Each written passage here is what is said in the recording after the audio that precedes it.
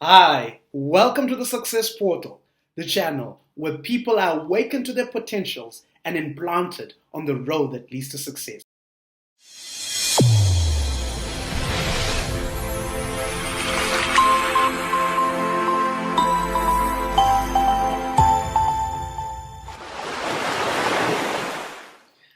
Hi, welcome to the Success Portal with me, Dr. Franklin, life strategist. Today I will be talking to you about the subject success is a journey.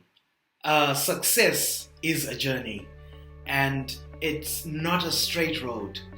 You may encounter detours on the way. You may have temporary stopovers. You may experience turbulence on your path to success.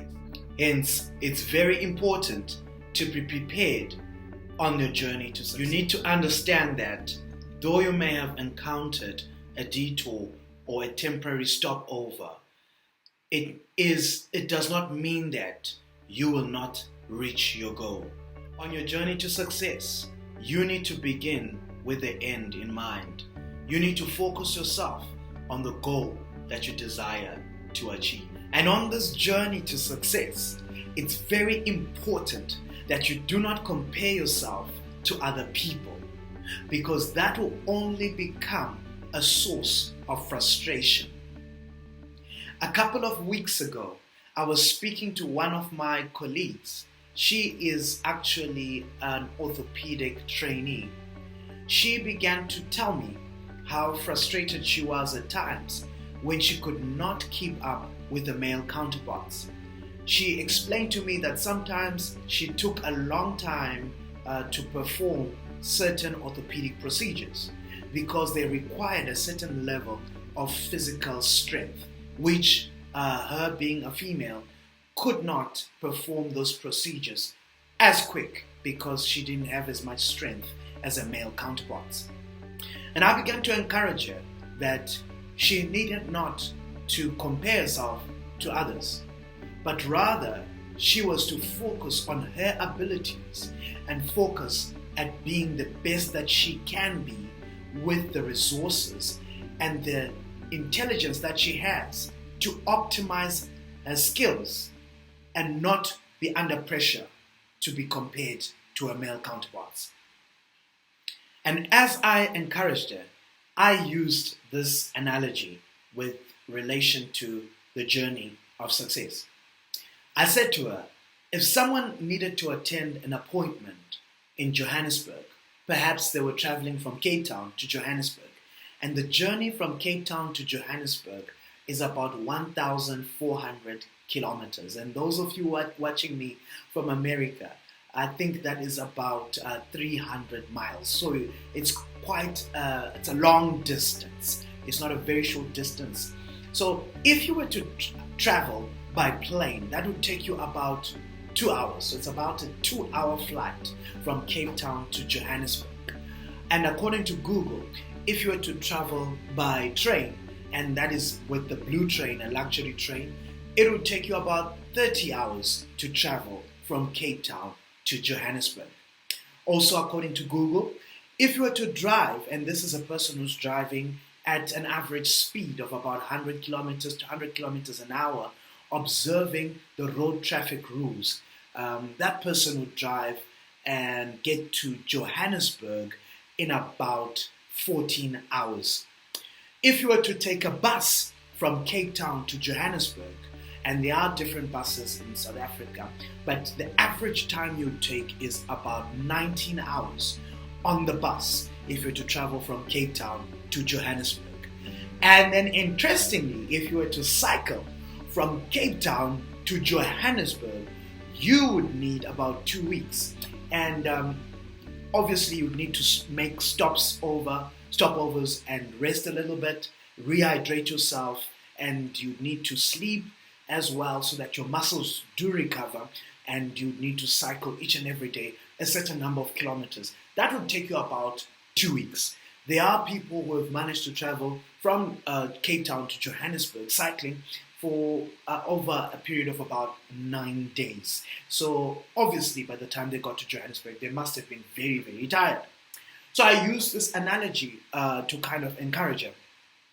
So if someone was scheduled for a meeting, a very important meeting, in 2 weeks' time from today, if they were to travel by air, they would only need to leave Cape Town the day before, because it's a 2-hour flight, or probably even on the day of the interview, if they were to arrive quite early, if they caught an early flight. If they were to travel by train, they would have to leave 2 or 3 days before the day of the interview in order to make it. If the person was to travel by car, they would have to leave a day before. If they were to cycle, they would have to start today in order to make it in 2 weeks' time for the interview in Johannesburg or for that particular business meeting. So what was my point? My point was, it doesn't matter what mode of transportation the person actually used, but what matters for the business meeting is to be there in exactly 2 weeks at 8 o'clock for the meeting. And when you get there for the business meeting or the interview, they would never ask you, they would not ask you, sir, what mode of transportation do you use? That would be irrelevant. The most important thing is to be there at the interview or at the business meeting at the time that one is required to be there. What is my point then? The point that I was driving at when I was speaking to her, and the point that I'm driving at right now, is that it doesn't matter what you have to go through as long as you reach your destination. For some people, they might have an advantage over you. For those taking a flight, it will be 2 hours. It's less stressful. But I said to her, you need to understand where you are. If you feel that your male counterparts are faster at that procedure because they're stronger, you need to begin to practice to be more skilled. So if she's not able to carry a patient or move a patient, she can ask somebody else for help to move that patient. But she can focus more on other skills and perfect those. And as I was encouraging her, you can also take that encouragement for yourself. You should never feel disadvantaged, but rather you should focus on your own abilities. If you're not a fast reader, some people are fast readers. They can read through material very quickly. So in the university, it's very easy for them to go through a whole batch of books and a whole sorts batch of notes because they're quick readers. If you're a slow reader, you can't read as quick as they do, then you need to spend more time. And you need to maximize on that time and not waste time and not be distracted in that time that you have, so that you can be able to go through those materials. So this thing is about understanding. Work hard at achieving your goal. So you need to understand yourself. If you are slower at understanding things than other people, then you need to probably go over that information more than once or thrice for you to understand it. But it's important for you to appreciate what you have and optimize yourself. If you need to spend 5 times as much as others in your group in order to grasp a certain concept, then do it. All that matters at the end of the day is that you grasp the concept. If you need to spend more time practicing a certain skill for you to be able to perform at the level of your colleagues, then do it. All that's required is that you understand yourself. And I, for example, I began to understand myself that in terms of a skill, for me to really master a skill, I need to do that particular skill or practice that particular skill over and over and over again. And I need to focus on certain aspects of that skill and master those aspects of that skill so that I can be able to master the overall skill. And that is me. And I need to get it over. I need to do it over and over and over and over and over and over and over and over and over until I master it. But once I've mastered it, then that's it. That's me. Once I master something, I've mastered it. And I generally don't forget. And once I master a certain concept, I never forget it. Some people can master something and forget it. But with me, I don't. So the most important thing is to understand yourself and